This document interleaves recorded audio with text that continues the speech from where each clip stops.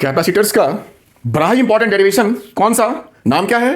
A capacitor partially filled with a dielectric slab. Partially field, पूरा filling. देखो ये तुम्हारा पहला प्लेट पॉजिटिव मान लो और ये तुम्हारा नेगेटिव प्लेट, इसके बीच में ये मेरा जो स्लैब है जिसको मैंने इसमें डाला है डाइलेक्ट्रिक स्लैब, पूरा नहीं भरा है, टी थिकनेस नहीं भरा है, पूरा सेपरेशन डी है। जो स्लैब है वो केवल टी थिकनेस का है, पार्शियली फिल्ड। ठीक है, बहुत मुश्किल डेरिवेशन आपको लगता होगा, बिल्कुल देसी तरीका बताऊंगा, बहुत आसान, आपको समझ में आएगा। ठीक है, तो वन बाय वन इसको देखो कैसे करेंगे। तो ये मेरा पहला प्लेट, इसको तुम पॉजिटिव प्लेट ले लो, इसको तुम नेगेटिव प्लेट मान लो, है ना, प्लस क्यू माइनस क्यू। ठीक है, फिगर मैंने बहुत सिंपल बनाने की कोशिश करी है ताकि आप हर बच्चा इसको बना सके, समझ सके। पूरे प्लेट का एरिया ए, दोनों प्लेट का area A, capital A area, और सेपरेशन दोनों प्लेट्स का डी, स्मॉल डी। जो थिकनेस है इस डाइलेक्ट्रिक स्लैब की वो टी, स्मॉल टी। तो ये जो खाली जगह है इसको मैंने लिया डी माइनस टी, पूरा डी है तो ये डिस्टेंस हो गया डी माइनस टी। क्लियर है, पूरा फिगर क्लियर हो गया। ये मेरा स्लैब है जिसका डाइलेक्ट्रिक कांस्टेंट मेरा के दे रखा है, इसका कांस्टेंट के है। यहां कुछ भी नहीं, यहां तो वैक्यूम है, यहां या एयर है। तो इसका कैपेसिटेंस कैसे निकालें? कहा देखो, कैपेसिटेंस कोई भी हो, मैंने पहले भी बताया है, उसका फॉर्मूला होता है Q अपॉन V, जहां Q चार्ज होता है प्लेट्स पे और नीचे होता है प्लेट्स के बीच का पोटेंशियल वोल्टेज। अब यहां पे चक्कर क्या है, इस स्लैब की वजह से यहां से यहां तक का पोटेंशियल कुछ और होगा, स्लैब का पोटेंशियल होगा, और ये खाली जगह इसका पोटेंशियल होगा। तो हमें उसको ध्यान में उसको एड्रेस करना है और हमारा कैपेसिटेंस आ जाएगा। ठीक है, तो इसको वन बाय वन समझ के करते हैं कैसे करेंगे। तो सबसे पहले हम ये कहेंगे कि डाइलेक्ट्रिक स्लैब क्या करता है। पहली बात समझो कि वो इलेक्ट्रिक फील्ड को रिड्यूस करता है। मतलब अगर इस प्लेट के अंदर जो इलेक्ट्रिक फील्ड मेरा होगा E, वो होगा E नॉट अपॉन के। जो डाइलेक्ट्रिक कांस्टेंट होता है वो इलेक्ट्रिक फील्ड को 1/k टाइम्स कर देता है। कंसेप्ट की बात, ये सब समझना पड़ेगा। तो स्लैब है, इसका कांस्टेंट k है, तो इस स्लैब में जो इलेक्ट्रिक फील्ड एग्जिस्ट कर रहा होगा वो E नॉट बाई के। ठीक है, अब रही बात इस खाली जगह की, तो यहां तो भाई खाली है तो ये E नॉट ही होगा, यहां का इलेक्ट्रिक फील्ड, समझ गए? वैक्यूम है तो E नॉट ही होगा। तो यहां पे electric field E, that is E not by के, और यहां पे मेरा E। ठीक है, अब जो पोटेंशियल होगा यहां से यहां तक का, वो यहां से यहां तक पोटेंशियल V होगा, और यहां से यहां तक पोटेंशियल V2 होगा, यहां से यहां तक V1 और यहां से यहां तक V2। समझना, वन बाय वन, बहुत आसान है, समझ के करोगे तो। अब तो हमारा जो नेट पोटेंशियल V होगा वो होगा V1 plus V2। Potential scalar quantity में कोई डायरेक्शन का चक्कर नहीं है, नो डायरेक्शन का चक्कर। अब देखो V1 क्या होता है, जो V होता है E इंटू L होता है, बेसिक फॉर्मूला।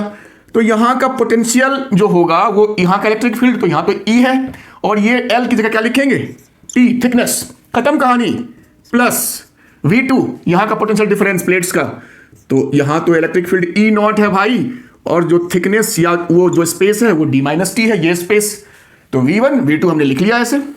अब भाई E जो है स्लैब की वजह से E नॉट बाई के लिखेंगे into T, plus E not D minus T.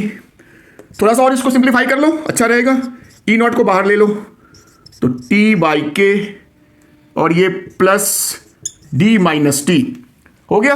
आपका वोल्टेज आ गया दोनों प्लेट्स के बीच का टोटल वोल्टेज, जहां पे हमने डाइलेक्ट्रिक को भी इंक्लूड किया है। ठीक है, अब हमने क्या कहा था, वोल्टेज आ गया, तो हमारा जो C होता है वो Q अपॉन V ही होता है। तो सोचना क्या है, इसको मिटाओ और फटाफट करते हैं इसको। जो हमारा C होता है तो लिखेंगे C equals to Q upon V।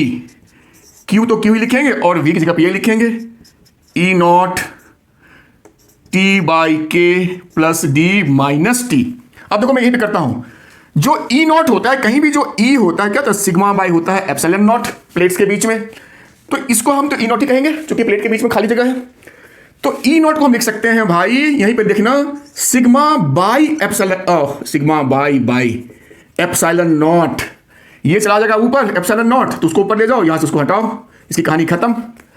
अगला स्टेप मैं यहीं पे दिखा देता हूं, सिग्मा जो होता है वो सरफेस चार्ज डेंसिटी होता है, यानी Q अपॉन A एरिया।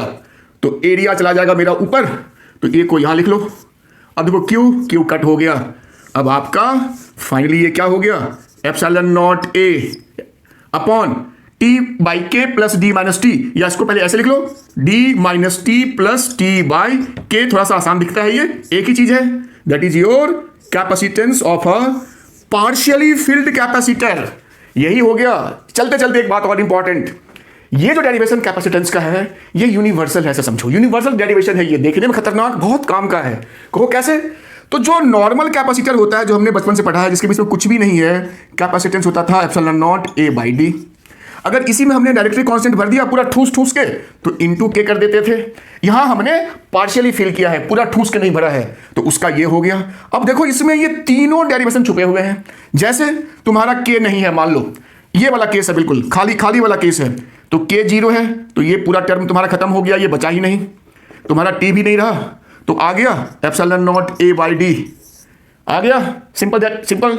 कहा पूरा ठूस ठूस के भरा हुआ है, मतलब टी जो है डी के बराबर है और के तो है ही, तो D minus T plus T by के था, याद करो।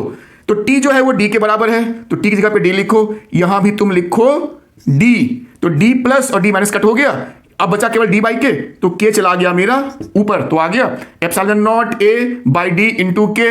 मतलब भाई ये जो डेरिवेशन है ये यूनिवर्सल है, देखने में खतरनाक लेकिन बहुत काम का। ठीक है, आई होप समझ में आया होगा। चलिए